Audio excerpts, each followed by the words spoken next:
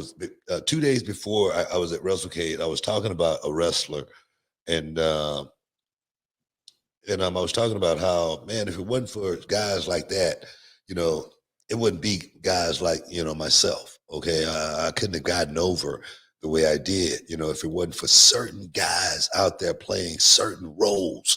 And man, those guys knew their roles to the point to where, in a lot of ways, they were stars on the show. Guys like uh, Dusty Wolf. Dusty Wolf was a guy who went out, man. He worked with everybody, and he put everybody over. But I'm gonna tell you right now, it ain't one wrestling fan that don't know Dusty Wolf. Okay, if you're a real fan of wrestling, Barry Horowitz, man, that always gave himself a pat on the back. I think I might have seen Barry Horowitz win one match out of his whole WWE run. Or he was trying to win a match or something like that. Maybe never did or something like that. But Barry Horowitz, I saw at WrestleCade, and I just told him, man, I just want to thank you, man, for being one of those guys that, if it wasn't for guys like you, I wouldn't have been able to, get, to the level that I rose to. Guys like Ricky Santana, guys like the Cuban Assassin, and I can't count the times, those guys put us over on TV and house shows just to build our characters up to go, take on the bigger names and whatnot. I just think that's what's missing from the business. Barry Horowitz had a line at his table because people, really respected what that guy did along the way. And I don't think it's a diss to any of those guys like that. I just think without those guys, it's going to really, really be hard to create the stars as big as they were created back in the day. To be able to go out there and have those big matches with guys, I just think it's something that's needed. And I think without it, you're going to have to definitely fuel the roster with infuse it with a bunch of young talent, and still doing it from a competitive perspective on a weekly basis. I like to see first round knockouts. When I used to go watch Mike Tyson fight, I didn't care, if Mike went 2 rounds or 3 rounds. I don't need a competitive match all the time. Like I said, when Jake the Snake came out back in the day, I did not care who Jake the Snake was wrestling. I just wanted to see Jake deliver that short arm clothesline and the DDT, bring the snake out, put it over the guy, and we go, oh, here we go. I didn't care. I didn't care who Macho Man Savage was working. I just wanted to see him go up top, drop that elbow, 1, 2, 3. That's what I want to see. So I just think we might need to just take a step back in order to take a step forward as far as that goes. And that's just my opinion.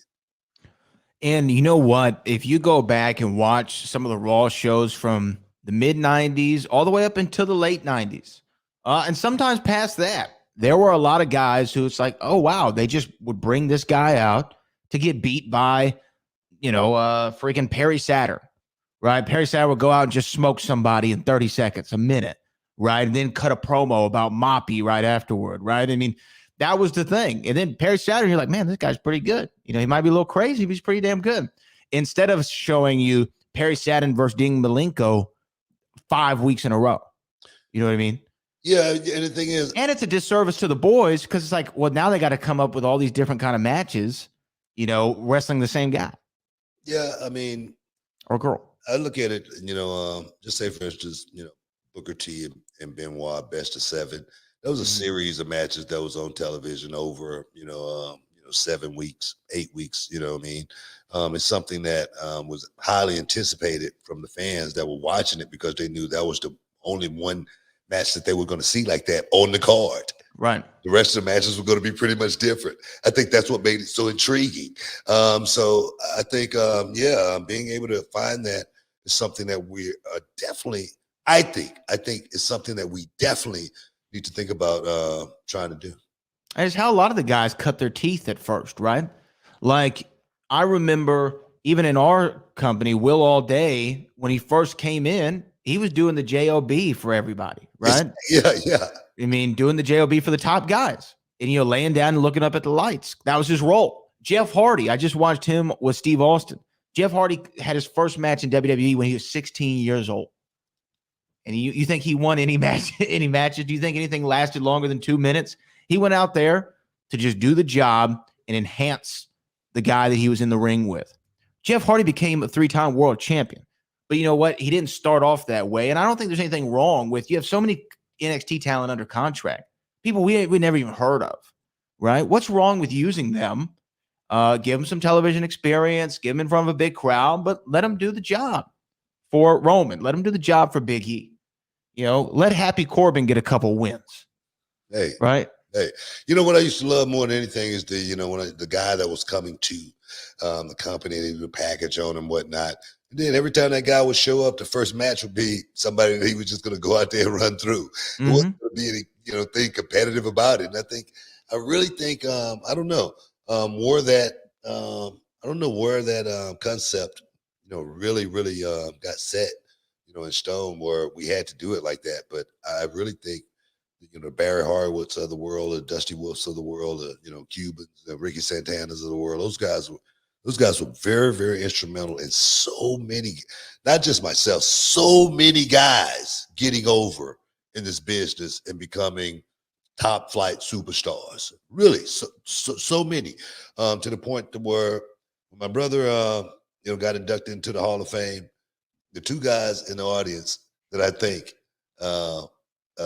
very highly for helping us get to that point was Cuban Assassin and Ricky Santana.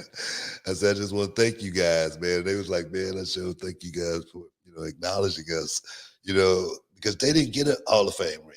You know what I mean? They didn't, but I'm going to tell you, if it wasn't for those guys, there's no way my brother and I could have ever made it to that point. Facts.